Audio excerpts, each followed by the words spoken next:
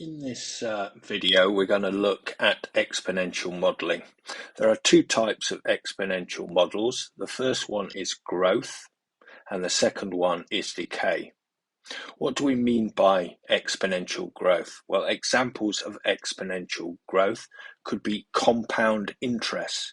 So the more money you have to invest, the more interest you will earn. So the more money you will have, and so it grows exponentially. A second example for exponential growth could be the spread of diseases, like the COVID-19 disease. The more people who have the disease, the more people there are to spread the disease, so the faster the disease spreads. So the disease spreads exponentially. The opposite of exponential growth is exponential decay. And the perfect example of exponential decay is in physics, the way radioactive material decays. Its half-life is a perfect example of exponential decay. Let's go through a typical IB exam type question. The temperature in degrees Celsius, capital T, of Upa's coffee T seconds after it's made is modelled by the function capital T is equal to 62 e to the power of minus 0.0008725 t plus 19. The first thing you need to be aware of, we have two capital T's. The first T stands for degrees Celsius, and the second T stands for time in seconds. So A, what is the initial temperature of the coffee? The initial temperature of the coffee occurs when little t is equal to 0. So we would get T is equal to 62 e to the power of negative 0.0008725 times 0 plus 19. So T is equal to 62.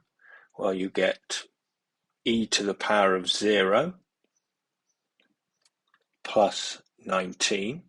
Well, e to the power of 0 is 1, so T is equal to 62 times 1, which is 62, plus 19, so T is equal to 81. So the initial temperature is 81 degrees centigrade. Part B.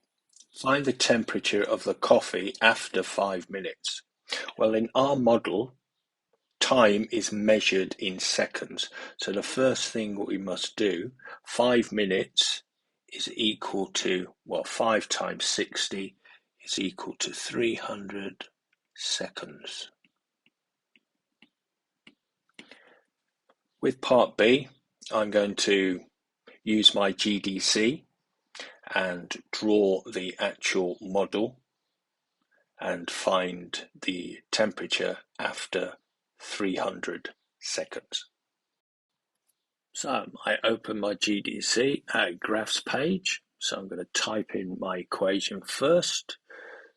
62 e to the power of negative 0.0008725 x plus 19. Press enter. I don't see anything because the window is all wrong. So I'm going to change my window settings. So I'm going to get my x values to go from minus 2000 to 3000 go from my y values to go from negative 100 up to 250. Press OK. No, it's still not right because I've only gone up to, and there we go. So there's my equation. Now I want to know the temperature after 300 seconds, and I like to use the trace function. So I go to menu trace, graph trace.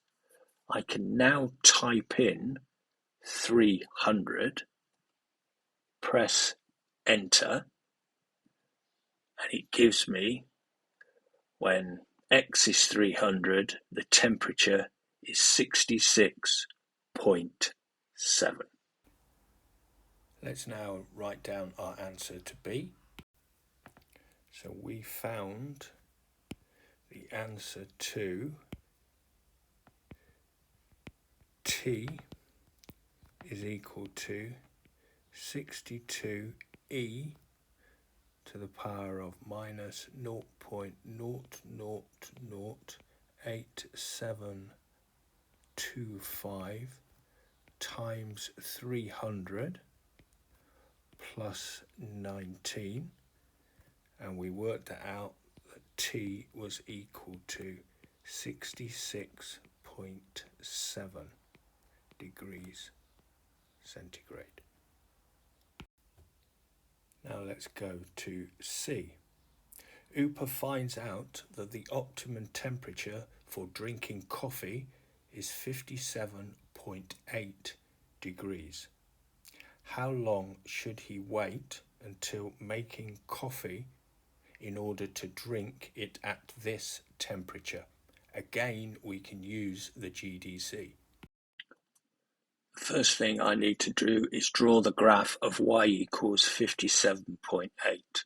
So tab, type in 57.8 equals, so there's my graph. I now need to find the intersection point of the two graphs. So go to menu, analyze graph, intersection, slightly to the left, slightly to the right. So I now know that the optimum temperature of 57.8 occurs after 537 seconds. Let's write down the answer for C. So C, little t is equal to 537 seconds. Part D. According to the model, the coffee would never reach or go below a certain temperature. Write down this temperature and explain why this might be the case. Again, we can go back to our GDC. As we can see from our graph, the decay function is tending towards a horizontal asymptote, and I need to see what the value of that horizontal asymptote is. So I'm going to use the trace function again, but before we do that, I'm going to change the trace step. So I want to go to enter a value. I'm going to enter a value of 100. Okay. Now I'm going to trace the graph. So it goes up in 100s, and as you can see, it's going along, it's going down very quickly. Now it seems to get to 19, 19, 19, and it seems to stop at the value of 19. No matter how large x gets, my graph never actually reaches the value of 19. Let's write down the answer to D. So the answer to D is 19 degrees centigrade. And the reason for that is probably that the room temperature is actually 19 degrees centigrade. Part E. Sketch the graph of the temperature capital T against time little t. So if I draw myself a set of axes,